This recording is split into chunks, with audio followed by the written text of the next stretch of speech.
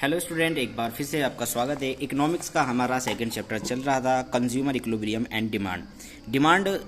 Consumer equilibrium तक हमने इसको पूरा पढ़ लिया था। इसके बाद हम बात करेंगे डिमांड की। डिमांड क्या होती है? Meaning of demand. Demand of a commodity refer to the quantity of commodity which a consumer is willing to buy a particular price during a period time.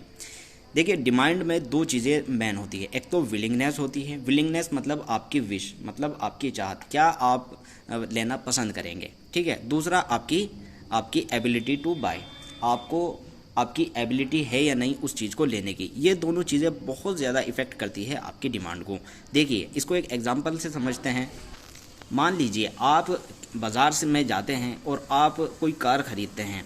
भाई, कार अगर मान लीजिए 3.5 लाख रुपए की कार है और आपकी चाहत है वही कार खरीदने की, लेकिन आपके पास पैसा नहीं है। अगर पैसा नहीं है तो बताइए कि आप कार उसको ले सकते हैं? कार को नहीं ले सकते। तो देखिए, अगर विलिंगनेस है और आपके पास पे एबिलिटी नहीं है तो आपकी डिमांड पूरी नहीं हो सकती। और अगर आपके पास दोनों चीज़ें हैं, आपकी विश भी है कि भाई मैं कार ले लूँ, लेकिन आपके पास पैसा भी है, तो आप अपनी डिमांड को पूरा कर सकते हैं। तो ये दोनों चीज़ें इफ़ेक्ट करती है आपकी डिमांड को। इसके बाद बात करें factors determining individual demand for a commodity. Individual demand क्या होती है? एक आदमी, एक इंसान की डिमांड, इसको इंडिविजुअल डिमांड कहते हैं। एक मार्केट डिमांड होती है जो पूरी मार्केट को बताती है। इसको हम आगे पढ़ेंगे। तो फिलहाल हम बात करें इंडिविजुअल डिमांड की। एक कमोडिटी की अगर इंडिविजुअल डिमांड की बात करी जाए तो इसमें सबसे पहला पॉइंट है on price of the commodity inverse relationship. देखिए, आप अगर बाज़ार में कोई चीज़ खरीदने जाते हैं, ठीक है, और आप वहाँ पर देखते हैं कि भाई आपको कोई चीज़ 50 रुपये की आधी किलो मिल रही है, उसकी प्राइस जो है उसकी प्राइस ज़्यादा है, तो आप क्या करेंगे? उसको आधा दर्जन ले लेंगे। क्योंकि अगर आपकी इतनी इनकम नहीं है, इतनी आपके पास पैसा नहीं है कि आप उसको 1 किलो ले लें, तो आप उसको आधा किलो ले लेंगे। लेकिन अगर मान लीजिए आगे जाके उसका प्राइस 30 रुपये हो जाए, 30 रुपये किलो हो जाए, तो आप क्या करेंगे? उसे पूरा 1 किलो ले लेंगे। तो ये जो आपका प्राइस ऑफ द कमोडिटी, ये आपको ये बताती है कि जो उस कमोडिटी की जो प्राइस है उसकी जो क्वांटिटी है उसकी प्राइस पर इफ़ेक्ट करती है। अगर आपका प्राइस बढ़ता है तो आपकी क्वांटिटी कम हो जाएगी, और आपका प्राइस अगर घटता है तो आपकी क्वांटिटी बढ़ जाएगी।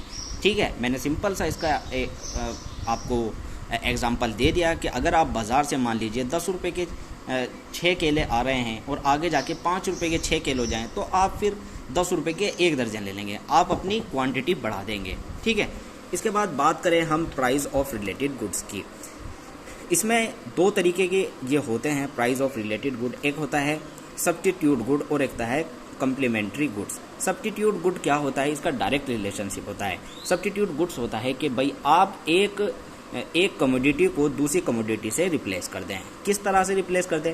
मान लीजिए आप बाज़ार में कोका कोला खरीदने गए, लेकिन आपने देखा कि कोका कोला के प्राइस ज़्यादा हैं और पेप्सी के प्राइस कम हैं, लेकिन काम दोनों का एक ही है। तो आप क्या करेंगे? एक को रिप्लेस कर देंगे। ठीक है, इसी तरह अगर हम चाय और कॉफ़ी को देखें, अगर आप मान लीजिए कॉफ़ी पीने गए और आप देखते हैं कि आपके पास पैसा नहीं है, भाई आपकी चाहत तो है, विलिंगनेस तो है कि आप चाय कॉफ़ी खरीदें, लेकिन आपके पास पैसा नहीं है, तो आप चाय से उसको रिप्लेस कर सकते हैं। तो एक चीज़ को आप रिप्लेस कर दें, यही आपकी सब्स्टिट्यूट गुड्स होती है। इसके बाद कम्प्लीमेंट्री गुड्स की बात करी जाए, इन्वर्स रिलेशनशिप होता है इनका। किस तरह से होता है? देखिए, कम्प्लीमेंट्री गुड्स होता है कि एक जो गुड्स होती है दूसरी गुड्स के बिना बेकार होती है। किस तरह बेकार होती है? एग्जाम्पल के तौर पर अगर हम समझें तो मान लीजिए आपके पास एक पेन है, अगर उसमें इंक ना हो तो वो पेन बेकार है। आपके पास गाड़ी है, लेकिन अगर पेट्रोल खरीदने के आपके पास पैसे नहीं हैं तो वो गाड़ी आपकी बेकार है। आप अगर चाय मतलब दो जो चीज़ें होती हैं उनमें देखिए रिलेशन होता है। किस तरह होता है? मान लीजिए पेट्रोल के प्राइस इस टाइम बढ़ रहे हैं, तो लोगों ने कार की डिमांड जो है वो घट रही है, तो पेट्रोल के प्राइस की वजह से। तो ये एक चीज़ दूसरी चीज़ पर इफेक्ट डाल रही है। मान लीजिए चाय के प्राइस बढ़ गए, चाय की पत्ती के प्राइस बढ़ गए, तो इसका इफेक्ट चीनी पर भी पड़ेगा। ठीक है, चीनी कम हो जाएगी, चीनी की डिमांड कम हो जाएगी। इसी तरह और बहुत सारी चीज़ें हैं, जैसे पेन की इंक है, मान लीजिए इंक ज़्यादा महंगी हो गई, लेकिन लेकिन आप उसमें पेन की डिमांड में भी थोड़ा डिफरेंस आ जाएगा। तो इस तरह से एक चीज़ दूसरी चीज़ पर इफ़ेक्ट करती है, उसकी डिमांड पर इफ़ेक्ट करती है। इसके बाद income of the consumer, direct relationship होता है। इनकम का तो बहुत बड़ा इफेक्ट पड़ता है। मान लीजिए आपके पास 50 रुपये की इनकम है आपकी, और आपकी विलिंगनेस है 5 चॉकलेट खरीदने की, तो आप 5 चॉकलेट खरीद लेते हैं। लेकिन आपके पास अगर 100 रुपये आ गए और आपकी विलिंगनेस है 10 खरीदने की, तो आप उनको 10 को खरीद लेंगे। तो जो आपकी इनकम होती है वो डिमांड को इफेक्ट करती है। अगर आपकी इनकम कम है तो डिमांड आपकी कम होगी, अगर इनकम आपकी ज़्यादा है तो डिमांड आपकी ज़्यादा होगी। ठीक है, तो इनकम का बहुत बड़ा रोल है इसमें। इसके बाद taste and preference of the customer, direct relationship होता है। Demand for a commodity is directly related to the taste, preference and habit of the consumer. देखिए, आप किसी चीज़ को प्रेफरेंस ज़्यादा देते हैं, कोई भी चीज़ हो, आपको अगर मान लीजिए 100 रुपये वाली चॉकलेट पसंद है, लेकिन आप एक 20 वाली चॉकलेट भी देखते हैं, लेकिन अगर उनका टेस्ट आपको पसंद नहीं आता, ठीक है, तो टेस्ट पसंद नहीं आता लेकिन आप प्राइस पर कोई ध्यान नहीं देते, सीधा टेस्ट को देखते हैं, तो ये आपका टेस्ट जो होता है वो डिमांड को इफेक्ट करता है। प्रेफरेंस, आप भाई 20 रुपये वाली चॉकलेट को प्रेफरेंस नहीं दे रहे, 100 रुपये वाली को प्रेफरेंस दे रहे, तो ये प्रेफरेंस होती है। तो डिमांड का इफेक्ट पड़ता है टेस्ट और प्रेफरेंस से।